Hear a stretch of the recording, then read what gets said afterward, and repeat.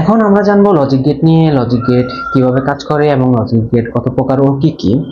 তো আমি আগে এখানে লিখে রেখেছি লজিক গেট। লজিক গেট আমাদের তিন প্রকার হয়ে থাকে: basic logic gate, universal logic gate এবং এরিথমেটিক লজিক গেট। তো বেসিকের মধ্যে আছে আমাদের তিনটা লজিক গেট, এন্ড, অর এবং নট, তিনটা লজিক গেট আছে।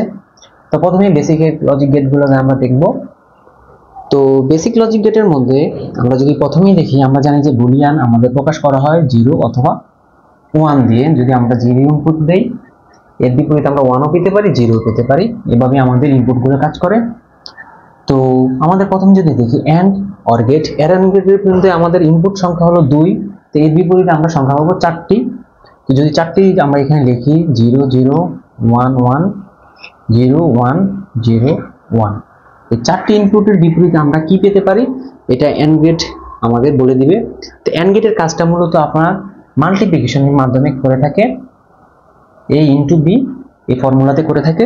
তো আমরা যদি ইনটু করি, 0 0 হয়ে যাবে 0, 0 1 হয়ে যাবে 0, 1 0 0 এবং 1 1 এর বিপরীতে আমরা পাবো 1, যেহেতু মাল্টিপ্লিকেশন। যদি আমরা অর গেটটা ফলো করি, তাহলে অর গেটের বিপরীতে আমরা পাচ্ছি a প্লাস b, এবং আমরা যদি ইনপুট দেই 0 0 1 1 0 1 0 1, যদি আমরা এডিশন করি তাহলে আমরা পাচ্ছি 0 0 0, এবং যদি 0 1 করি তাহলে পাচ্ছি 1, এবং 0 1 যদি করি তাহলে এখানে পাচ্ছি 1, এবং 1 1 যদি যোগ করি আমরা পাচ্ছি 1। কিন্তু হওয়ার কথা 2, যেহেতু আমাদের বুলিয়ান সংখ্যা 0 অথবা 1 এর মাধ্যমে হয়ে থাকে, তো আমরা এখানে 1 লিখবো। কিভাবে 2 লেখা যায় এটা আমরা পরবর্তীতে শেখার চেষ্টা করব। তা আমাদের পেয়ে গেলাম, আমরা এখানে পেয়ে গেছি এন্ড গেট,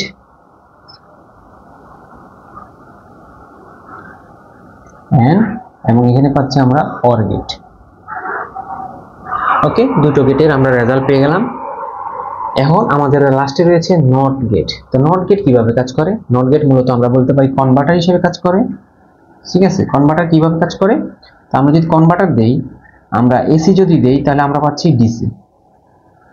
ঠিক আছে, আমরা যদি 1 দেই তাহলে আমরা পাবো 0, যদি 0 দেই তাহলে পাবো 1। তো কনভার্টার হিসেবে এভাবে কাজ করে। এখন যদি আমরা দেখি যে NAND গেট এবং NOR গেট, তো NAND গেট এবং NOR গেট যদি দেখি তাহলে আমরা পাবো একটা AND একটা AND। ওকে, তো AND বলতে বোঝাচ্ছে যে আমাদের NOT গেটটাকে AND গেট হিসেবে বলা যায়। তো আমরা যদি একটা NOT গেট আগে ড্র করি, ঠিক আছে, যোগ আমাদের AND দেই, তাহলে আমরা পাচ্ছি একটা NAND গেট। NAND গেট এই সেম, তা আমরা পাচ্ছি একটা নট গেট যোগ একটা এন্ড গেট, এন্ড দুইটার কম্বিনেশন আমরা পাচ্ছি একটা NAND গেট। এবং সেম আমরা যদি অর গেটটা দেখি, যদি আমরা নট গেট বানাতে চাই তাহলে পাচ্ছি আমরা একটা নট যোগ একটা অর।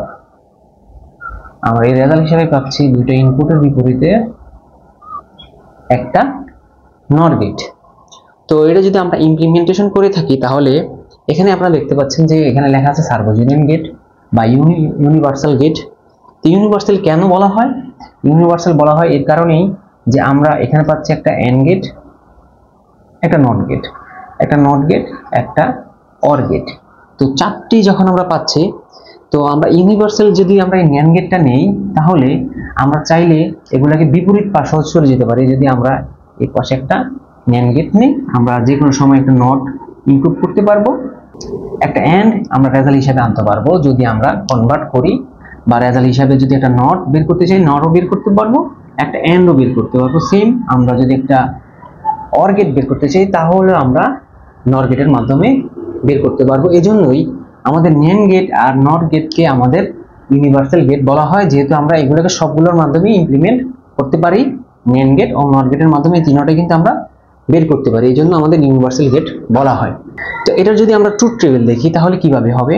ট্রুথ টেবিল যদি আমরা দেখি তাহলে আমাদের এর পাশে একটা নট যোগ করে দিতে হবে, একটা নট, তাহলে আমাদের ন্যানটা পাওয়া যাবে। যদি আমরা ট্রুথ টেবিল দেখি,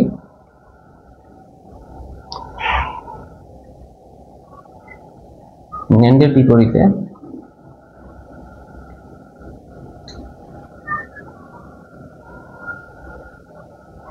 এন এ ডি। তো আমরা যদি চারটা ইনপুট পেয়ে যাই, চারটা ইনপুট, আমরা প্রথমে লিখেছি যে আমাদের ন্যান্ডের রেজাল্ট কি। তো আমাদের ন্যান্ডের রেজাল্টটা ছিল আমাদের 0 0, এখানে পেয়েছিলাম 0, এখানে পেয়েছিলাম 1। তা আমরা বলেছিলাম যে আমাদের কখন হাই হবে, আমাদের এন্ডের হাই হবে তখন যখন বোথ আর হাই, তাহলে আমরা একটা 1 পাবো। আর যদি 0 1 হয় তাহলে আমরা সবসময় 0ই পাবো। আমাদের এখানে লাগবে both high, input high, both high পাওয়ার পরই আমরা রেজাল্ট পাবো একটা ইনপুট হাই। তো আমাদের এখানে এন্ড এর যদি রেজাল্টটা দেখি সেম, আমরা সবগুলোই, এবং যদি আমরা দুইটা ইনপুট হাই পাই তাহলে আমরা একটা আউটপুট হাই পাচ্ছি।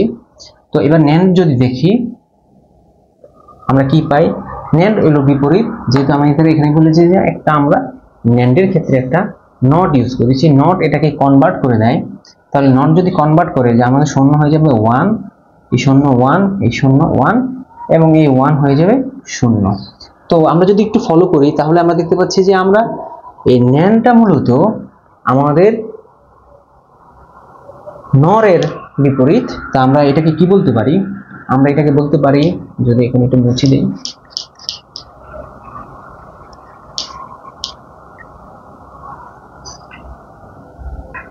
NAND NAND equals to আমরা নেগেটিভ অর বলতে পারি।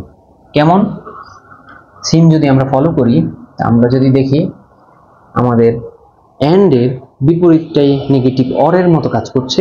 এখন যদি আমরা সিমিলার নট দেখি তাহলে আমরা কিভাবে পাচ্ছি, নর আমাদের শুধু একটা নট যুক্ত করতে হবে, তাহলে আমাদের হয়ে যাবে নর। সেম সিমিলার আমরা যদি দেখি, এখানে আমরা পাচ্ছি 0 বিপরীতে 1, এবং 1 এর বিপরীতে পাচ্ছি 0, এখানে পাচ্ছি 0, এখানে 1 এর বিপরীতে পাচ্ছি 0। এটা মূলত আমাদের নটটা আমাদের নেগেটিভ এন্ড এর মতো কাজ করে। তো আমরা মূলত ন্যান্ড গেট এবং নর গেটটা দেখলাম। এখন যদি আমরা দেখি এরিথমেটিক বা এক্সক্লুসিভ গেট, এরিথমেটিক গেট বলতে বোঝায় যে আমাদের যে গেটের মাধ্যমে মাল্টিপ্লিকেশন, সাবট্রাকশন, এডিশন এগুলো যদি আমরা করতে চাই তাহলে আমরা এরিথমেটিক এই গেটের মাধ্যমে করতে পারি, যেটা মূলত আমরা জানি XOR এবং XNOR হিসাবে। তো XOR XNOR আমরা কিভাবে বুঝতে পারবো, আমরা যদি প্রথমেই দেখি XORটা কিভাবে কাজ করে।